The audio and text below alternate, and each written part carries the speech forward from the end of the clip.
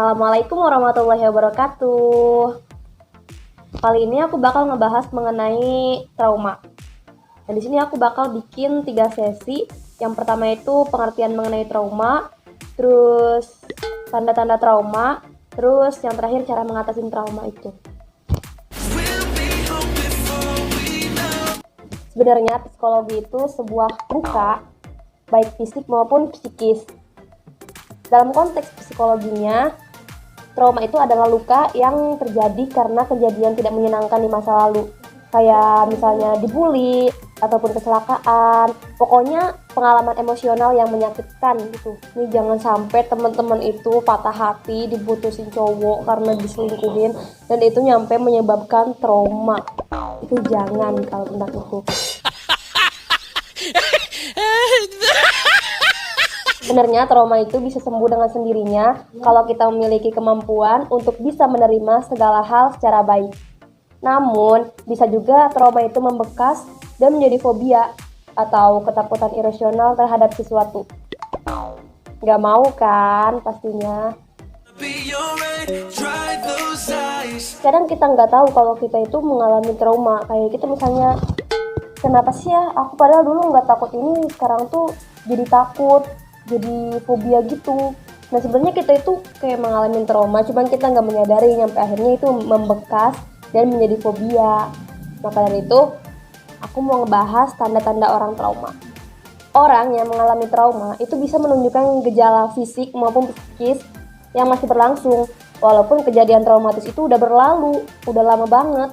2 hours later. Gejala yang ditunjukkannya itu kayak misalnya kehilangan selera makan, ataupun justru banyak makan. Jika bertemu sebuah kejadian itu menjadi psikomatis, kayak misalnya jantung berdebar-debar, pusing, sakit perut, atau apalah gitu.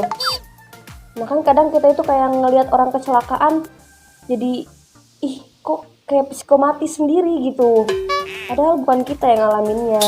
Nah kayak gitulah kurang lebih contohnya. Terus selanjutnya menjadi lebih sensitif atau emosional, kayak gampang tersinggung, gampang nangis. Nah itu bisa jadi disebabkan oleh trauma.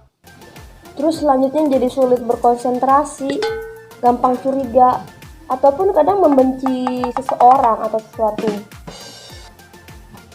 Terus selanjutnya sulit tidur atau malah tidur terus. Nah hingga akhirnya itu menarik diri dari pergaulan, bahkan males buat ngelakuin kegiatan sehari-hari, mager lah gitu. Terus yang terakhir pastinya ketakutan akan kejadian yang buruk itu terulang kembali.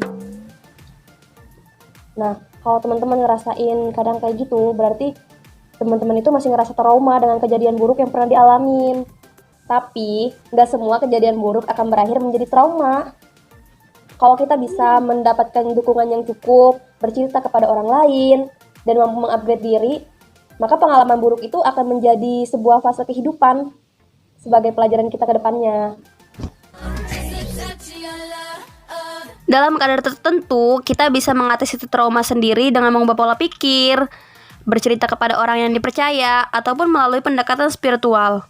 Nah, tapi kalau rasanya tuh kayak udah berkepanjangan, terus ngeganggu aktivitas, aku saranin untuk minta bantuan kepada para ahli kayak konselor, terapis, psikolog gitu. Nih inget ya, orang-orang yang datang ke psikolog itu bukan berarti mereka itu gila, tapi mereka itu peduli sama kesehatan mentalnya. Sekian video kali ini. Dukung terus ya channel YouTubeku dengan cara subscribe, like, dan komen videonya. Bye-bye.